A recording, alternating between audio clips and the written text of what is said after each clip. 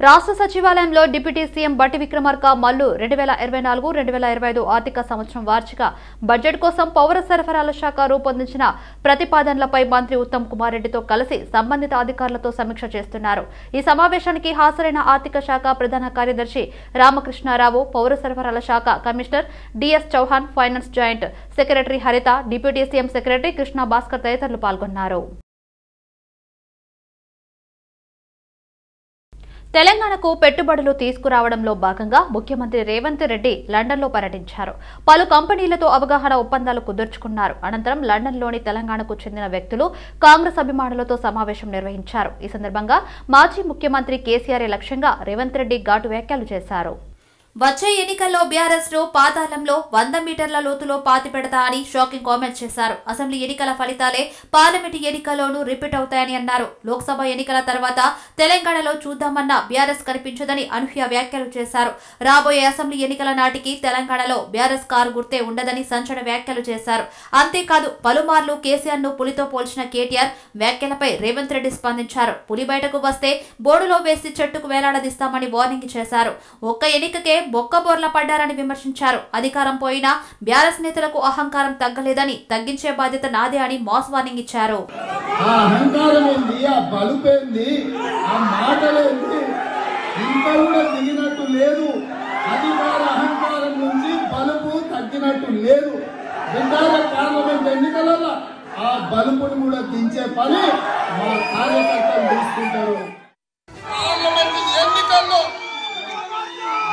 నిజాం లేకుండా 100 మీటర్ల కోతి తీసి పాతి పెడతా అని చెప్పి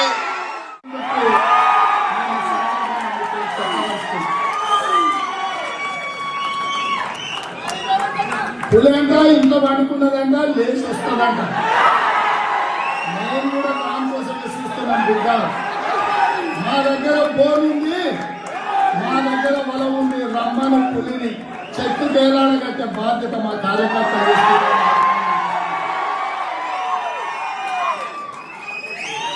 ఒక్క ఏళ్ళకే బొక్కబొల్ల వంటలు అందరూ వచ్చి ఇవాళ మన గురించి మాట్లాడుతున్నారు. కార్యకర్తల శక్తి ఇప్పటికైనా మీకు అర్థం కావాలి. ఆ అహంకారం ఏంది, ఆ బలుపేంది, ఆ మాటలేంది, ఇంత కూడా దిగినట్టు లేదు. అధికార అహంకారం నుంచి బలుపు తగ్గినట్టు లేదు. పార్లమెంట్ ఎన్నికలలో ఆ బలుపుని కూడా దించే పని మా కార్యకర్తలు తీసుకుంటారు. తెలంగాణ ప్రభుత్వం ఆధ్వర్యంలో తెలంగాణ సాహిత్య అకాడమీ నిర్వహిస్తున్న అనేక కార్యక్రమాలలో భాగంగా సాహితీవేత్తల కోసం ప్రత్యేకంగా పునాస అనే సాహిత్య పత్రికను ప్రచురించడం శుభపరిణామమని మంత్రి జూపల్లి కృష్ణారావు అన్నారు.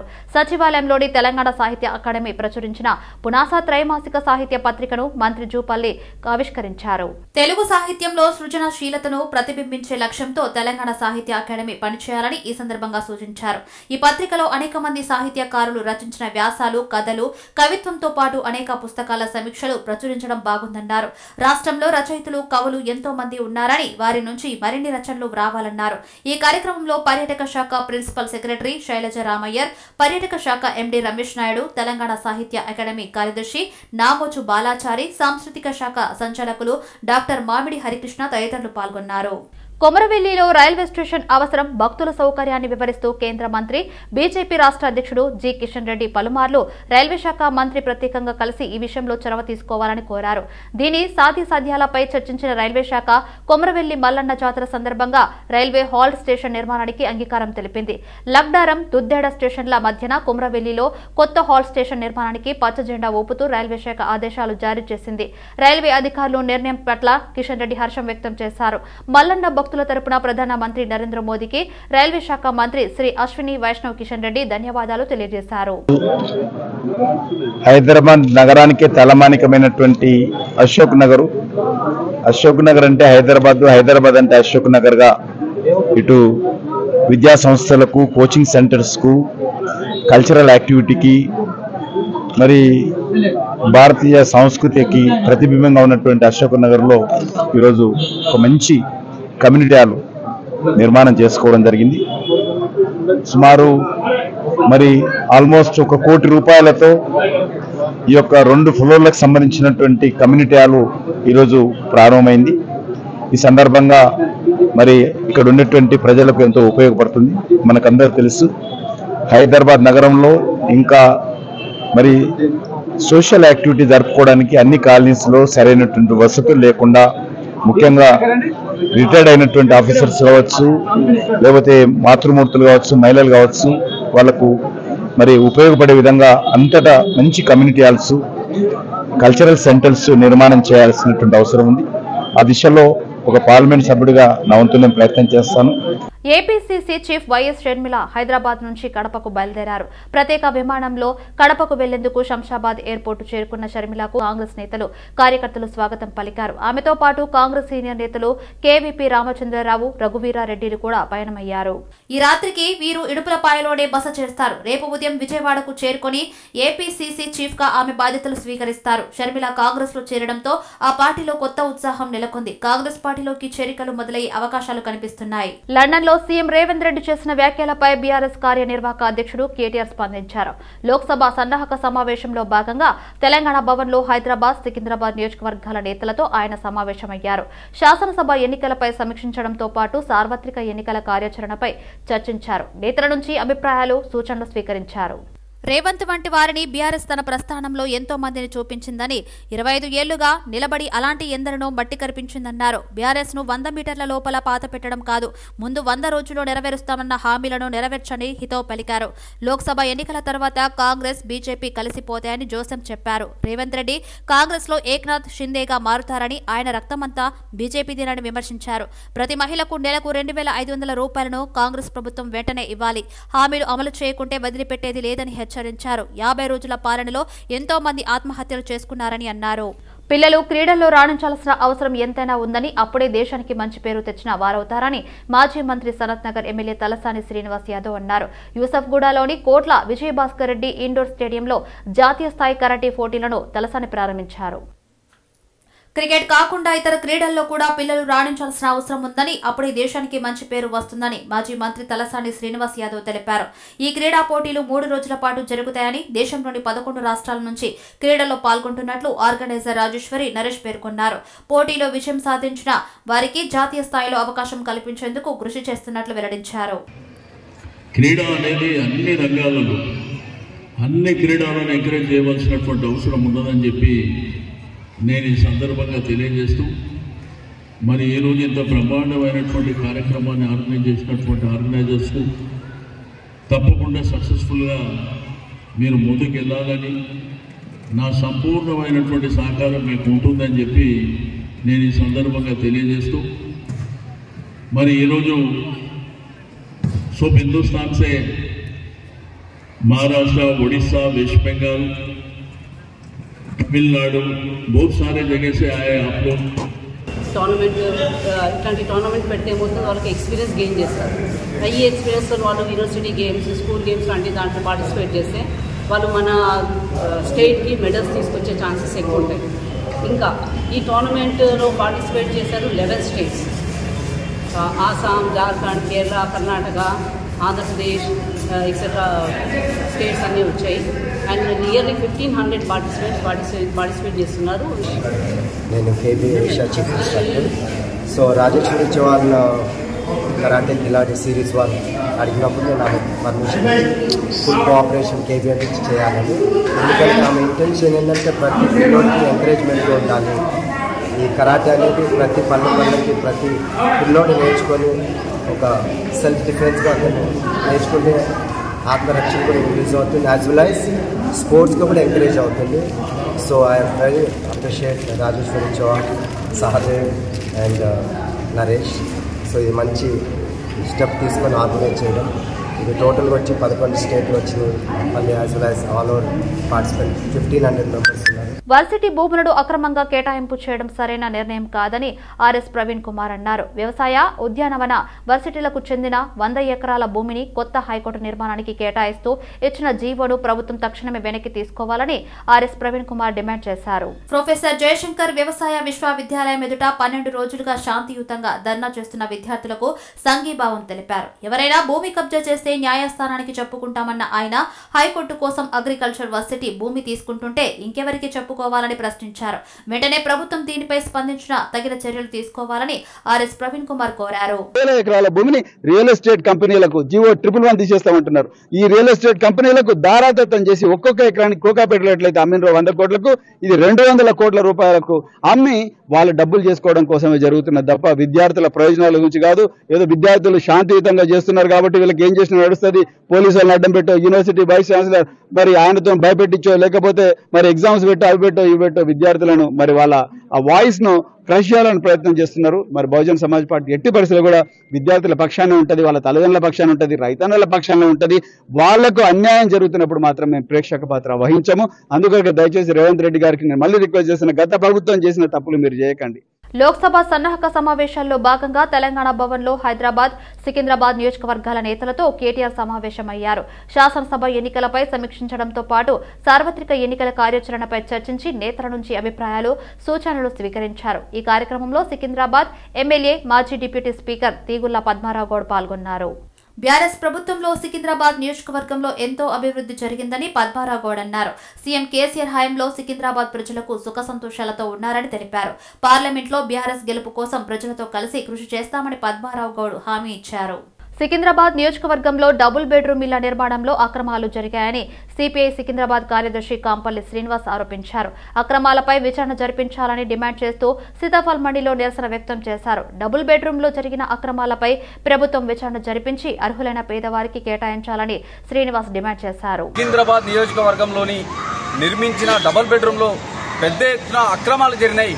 ఈ అక్రమాలపైన పూర్తి స్థాయిలో విచారణ జరిపి నిజమైన పేద వర్గాలకు డబుల్ బెడ్రూమ్లు కేటాయించాలని ఈ రోజు ఈ రాష్ట్ర ప్రభుత్వం మేము డిమాండ్ చేస్తా ఉన్నాం. గత ప్రభుత్వం ఈ సికింద్రాబాద్ నియోజకవర్గంలో నిర్మించిన డబుల్ బెడ్రూమ్ నిర్మించిన ప్రతి చోట పెద్ద స్థాయిలో అక్రమాలు జరిగినాయి.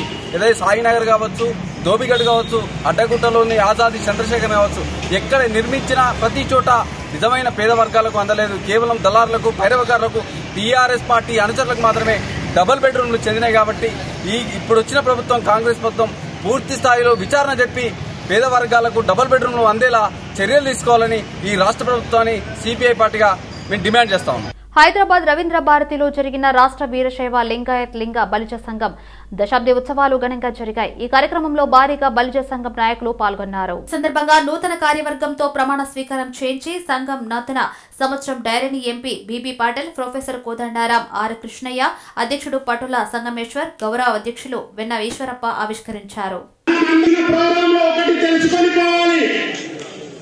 ఇలాంటి ప్రోగ్రామాలను జీవించుకోవాల్సినటువంటి అవసరం ఎంతైనా ఉంది. ఎలా అంటే పరోపకారమైన పర్యటన సమస్తంగా భావించే సుకర్మయోగి గౌరవం నీవు ఉన్న చోట నిరత జయములో చల్లనైన తలని మీ అందరి సమక్షంలో దైవ సాక్షిగా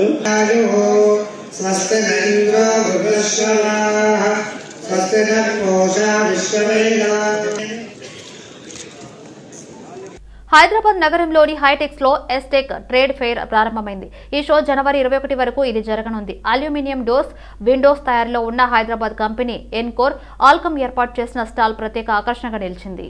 ఎన్కోర్ ఆల్కమ్ స్టాల్ ను company founder CMD Avuthu Siva Kotireddy, 23 degrees architect లో Avuthu Srikanth Reddy, Raghuram, Alcom director Jayanthi Baru, Manu Baru, Encore డైరెక్టర్లు ఆవుతూ పవన్ కుమార్ రెడ్డి, శ్రీహర్ష ప్రారంభించారు.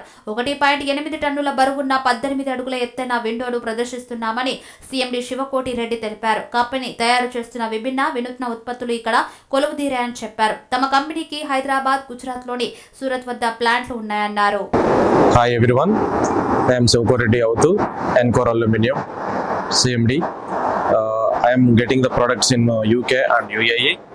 I am manufacturing in system windows. So this is a very premium and a luxury product. I am manufacturing in any architectural products. This is very customized and very lavish product. So I am getting the हमारे पास पूरा aluminium system window में hardware solution, system window में architecture पूरा solution है. 6 feet से लेकर 20 feet तक आप कोई भी सिस्टम के हिसाब से हाइट और वेट के हिसाब से हमारे पास सिस्टम विंडो में सॉल्यूशन है. SS304 में हार्डवेयर अवेलेबल है, पल्वर कोटिंग अवेलेबल है. जो भी हाइट सिस्टम विंडो अवेलेबल है मार्केट के अंदर, आर्किटेक्ट में जितना भी सॉल्यूशन होना चाहिए सिस्टम विंडो के अंदर वो पूरा सिस्टम विंडो हमारे पास अवेलेबल है। Hi everyone, this is Sriharsha from Encore Aluminium. So we are presenting our product here in Aztec, Hyderabad for the year 2024. So we are an unique manufacturers for aluminium doors and windows with all the customized products available with us. We have all the systems like slidings, openables, sliding and folding. అన్ని జిల్లాల అధికారులతో అటవీ సంరక్షణ ప్రధాన అధికారి RM Dobriyal video conference నిర్వహించారు. పర్యావరణ రక్షణలో పెద్ద పులి పాత్ర ఉన్నత స్థానంలో ఉంటుందని, వాటిని కాపాడుకోవాల్సిన బాధ్యత అందరిపైన ఉందన్నారు. అటవీ సంరక్షణ ప్రధాన అధికారి ఆర్ఎం డోబ్రియల్ ఇటీవల కాగజ్ నగర్ లో 2 పెద్ద పులులు చనిపోవడం అత్యంత బాధాకరమన్నారు. అటవీ శాఖ చేపట్టిన మంచి చర్యల వల్ల కవ్వాల్ టైగర్ రిజర్వ్ పులులకు శాశ్వత నివాసంగా మారుతుందని, ఇలాంటి సమయంలో పులుల మరణాలు జరగకుండా ఉండాల్సిందని డోబ్రియల్ అన్నారు. అటవీ అధికారులు సిబ్బంది పనితీరులో అలసత్వం, నిర్లక్ష్యాన్ని సహించేది లేదని, తీవ్ర చర్యలు ఉంటాయని పీసీసీఎఫ్ హెచ్చరించారు. చీఫ్ కన్సర్వేటర్ స్థాయి నుంచి బీట్ అధికారి వరకు ప్రతి ఒక్కరూ తరచుగా క్షేత్ర పర్యటనలు చేయాలని సూచించారు. నేటి తరం యువతలో కూడా హ్యాండ్లూమ్ ఉత్పత్తులను ఎంతో ఆదరిస్తున్నారని నటి భవ్యశ్రీ అన్నారు. గ్రామీణ హస్తకళా వికాస్ సమితి నేతృత్వంలో బంజారా హిల్స్ రోడ్ నంబర్ 12లో కళింగ కల్చరల్ హాల్లో ఏర్పాటైన జాతీయ పట్టు వస్త్ర ప్రదర్శన టాలీవుడ్ వర్ధమాన నటి భవ్యశ్రీ ప్రారంభించారు. భారతీయ సంస్కృతిలో సిల్క్, హ్యాండ్లూమ్ వస్త్ర ఉత్పత్తులకు ఎంతో ప్రత్యేకత ఉందని, నేటికి వాటిపై వన్నె తగ్గలేదన్నారు. చేనేతకారులు ఎంతో శ్రమతో రూపొందించే హ్యాండ్లూమ్ వస్త్ర ఉత్పత్తులను ప్రతి ఆదరిస్తూ వినియోగించాలని, అప్పుడే వారి కష్టానికి తగ్గ ఫలితం తమ వంతుగా ఇవ్వాలన్నారు.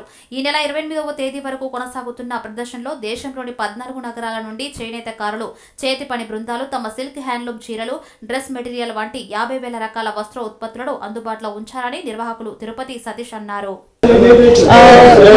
నేను మీ భవ్యశ్రీని. సో ఇప్పుడు నేను ఇనాగ్రేట్ చేసిన national silk expo Banjara hills road number 12లో ఉంటుంది. సో చాలా చాలా బాగున్నాయి సిల్క్ శారీస్ అన్నీ, జ్యువెలరీ అండ్ ఈ జ్యువెలరీ అంతా వీళ్ళదే. సో చాలా బాగుంది, మీరు ఒకసారి వచ్చి కంపల్సరీ విజిట్ చేయండి.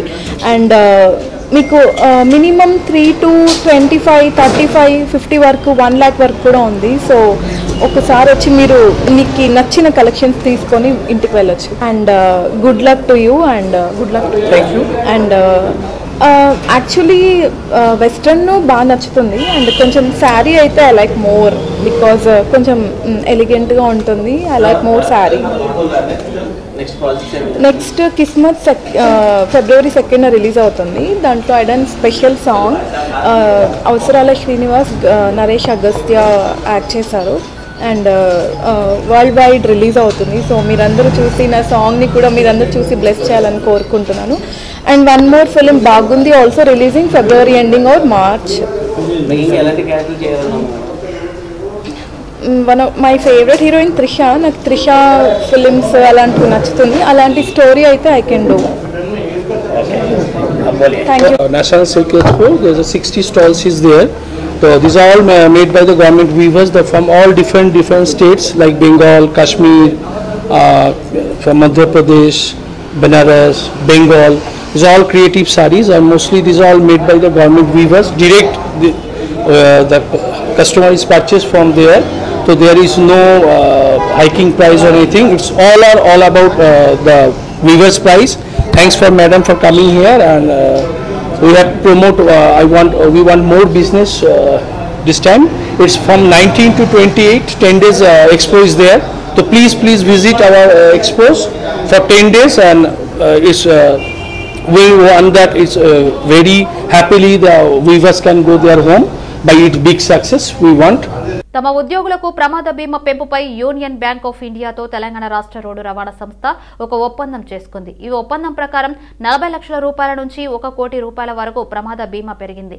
హైదరాబాద్ లోని బస్ భవన్ లో ప్రమాద బీమా పెంపుపై TSRTC MD VC Sajjanar, IPS, UBI, CGM and zonal head Bhaskar రావులు ఈ మేరకు ఒప్పందం చేసుకున్నారు. రోడ్డు ప్రమాదంలో అకాల మరణం చెందిన శాశ్వతంగా దివ్యాంగులైన సిబ్బందికి ఈ ప్రమాద బీమా వర్తించనుంది. UBI super salary saving account కింద 1 కోటి ప్రమాద బీమాను అందించనున్నారు. రూపే కార్డు ద్వారా మరో 12 లక్షల రూపాయల వరకు బీమా వర్తిస్తుంది. ఎలాంటి ప్రీమియం చెల్లించకుండానే మొత్తంగా 1.12 కోట్ల రూపాయల వరకు ప్రమాద బీమాను యూబీఐ సహకారంతో బాధిత కుటుంబాలకు సంస్థ అందించనుంది. ఫిబ్రవరి 1వ తేదీ నుంచి ఈ ప్రమాద బీమా అమల్లోకి వస్తుంది. ఎలాంటి ప్రీమియం చెల్లింపు లేకుండా 1.12 కోట్ల వరకు ప్రమాద బీమాను పెంచడం శుభ పరిణామమని ఎండీ వీసీ సజ్జనర్ అన్నారు. ప్రమాద బీమాను పెంచాలని కోరగానే అంగీకరించిన యూబీఐ ఉన్నతాధికారులకు కృతజ్ఞతలు తెలియజేశారు.